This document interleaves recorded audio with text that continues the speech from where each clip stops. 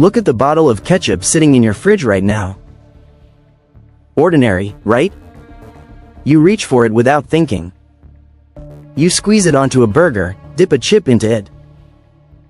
Use it to rescue a plate of scrambled eggs that went slightly wrong.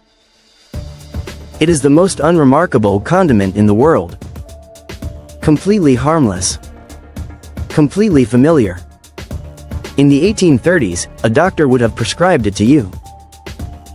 Not as a condiment. As medicine. For your diarrhea, your indigestion, your jaundice. The same red sauce currently sitting between your mustard and your mayonnaise was once sold in pharmacies as a cure. It came in pill form. People swore by it. How did ketchup become medicine? Why did anyone think this was a good idea? And how on earth did the world's strangest pharmaceutical become the world's most popular condiment? Stay with this. Because the full story goes back much further than the 1830s, and it gets considerably weirder before it gets familiar. So where did ketchup actually come from? Ketchup did not start with tomatoes at all. The word originates from the Chinese ketchup or ketchup, and the first mention of this sauce dates back to around 300 BC. It was made from a mix of fish, meat, and soybeans. Fish. Meat. Soybeans. That is what ketchup was for over 2,000 years. No tomatoes. No sweetness. No red color. Just a fermented, pungent, salty sauce that Southeast Asian traders loved and eventually introduced to European sailors in the 1600s. This flavor bomb became popular with Dutch and British sailors who encountered it during the spice trade. It then spread to Europe due to the ease with which it could be stored, adding a touch of spice to the drab culinary experience of refrigeration-free maritime expeditions. By the time ketchup reached Britain, cooks had already started experimenting with it. These Western versions used a blend of ingredients including anchovies, oysters, mushrooms, walnuts, and mussels, blended with strong spices such as cloves, ginger, and pepper. Mushroom ketchup was reportedly Jane Austen's favorite. There was walnut ketchup. Oyster ketchup. Each household had its own recipe, passed down and adjusted over generations, made in large batches and stored in the cellar. The word ketchup at this point referred to basically any thick, savory, fermented sauce, and none of it would look remotely familiar to you today. If you tasted 18th century British ketchup expecting the Heinz experience, you would have put it straight back down. It was not until 1812 that tomato-based ketchup was invented in America. And even then, nobody was entirely sure tomatoes were safe to eat. Most Americans and Europeans would not eat tomatoes because they resembled the poisonous nightshade berries. People thought they would make you sick. Tomatoes were considered dangerous. The plant belongs to the same family as deadly nightshade, and for a significant portion of the early 19th century, the average American regarded a tomato roughly the way you would regard a plant with a skull on the label. They were nicknamed the poison apple. People grew them as decorative curiosities in their gardens, admiring the color from a safe distance. Eating one was considered reckless at best and fatal at worst. The fear was not entirely irrational.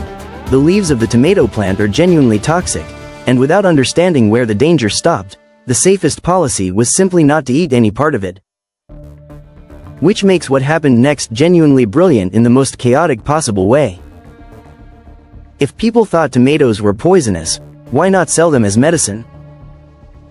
In 1834, John Cook Bennett, a physician living in Ohio, started selling ketchup as a cure for diarrhea, jaundice, and indigestion.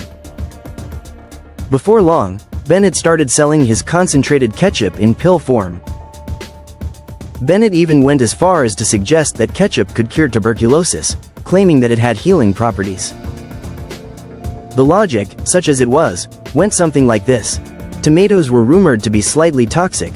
Purgatives were considered medically useful because they supposedly flushed bad things out of your body, and therefore a tomato-based product might function as a very effective purgative. You were essentially selling something people thought was poison and calling it a cure. And it worked. People bought it. Here's the thing though. Compared to what else was being sold as medicine in the 1830s, ketchup pills were practically responsible. In the 1800s, remedies frequently contained powerful and addictive ingredients such as opium, morphine, and cocaine, alongside toxic elements like mercury and arsenic, with minimal oversight. One company sold heroin tablets to relieve asthma symptoms. Cocaine drops for toothache came on the market after doctors discovered its pain-relieving qualities. One Belgian company even promoted cocaine throat lozenges as indispensable for singers, teachers, and orators. Many concoctions were advertised for infants and children. Parents seeking relief for their babies from colic or fussiness often administered these remedies with tragic results.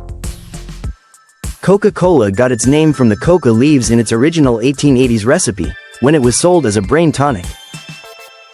So the medical landscape of the 1830s included heroin for asthma, cocaine for sore throats, opium to keep babies quiet, mercury for syphilis, and arsenic as a general tonic. Against that backdrop, a doctor handing you a pill made of tomato sauce was practically writing you a get-well card. Unlike many other medicines, ketchup would not harm the patient. That was genuinely the bar. Does it kill you? No? Then it is better than average. The tomato pill business boomed. After sales began, copycats flooded the market with their own pills, leading to a war of tomato pills. These copycats claimed their pills could solve all types of ailments, but in truth most just sold laxatives. In the end, it all led to the fall of the tomato ketchup empire around 1850. A war of tomato pills. That is a sentence that exists in the historical record. Competing pharmaceutical companies, fighting over the right to sell people sauce in capsule form. The 1840s were a genuinely remarkable decade. By 1850 the whole enterprise had collapsed under the weight of too many fraudulent imitators and too little actual evidence that any of it worked. The tomato pill craze faded. But something interesting happened on the way out. People had gotten used to tomatoes. All those years of medicinal promotion had quietly, accidentally, convinced a suspicious public that tomatoes were not actually going to kill them. The fruit that had been regarded as dangerous for decades was now familiar. People had been swallowing it in pill form for years and surviving just fine. If it was safe enough to be medicine, it was safe enough to go on a plate. The poison apple had been quietly rehabilitated by the patent medicine industry, of all things. Henry J. Heinz revolutionized ketchup production in 1876 by eliminating dangerous preservatives and focusing on quality ingredients.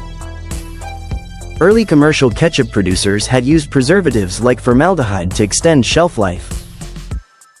With the U.S. Department of Agriculture's 1906 investigation revealing that some brands contained up to 1,000 times the safe formaldehyde levels. So even after ketchup transitioned from medicine to condiment, some producers were still putting formaldehyde in it. The 19th century really had a gift for making things worse at every available opportunity. Heinz introduced its famous formulation in 1876, which contained tomatoes, distilled vinegar, brown sugar, salt, and various spices. Heinz also pioneered the use of glass bottles, so customers could see what they were buying. The glass bottle was a revolution. In a market where you genuinely could not be sure what was in the thing you were purchasing, and where the answer was sometimes formaldehyde, a transparent container that let you see the actual sauce was a radical act of consumer trust. People bought it.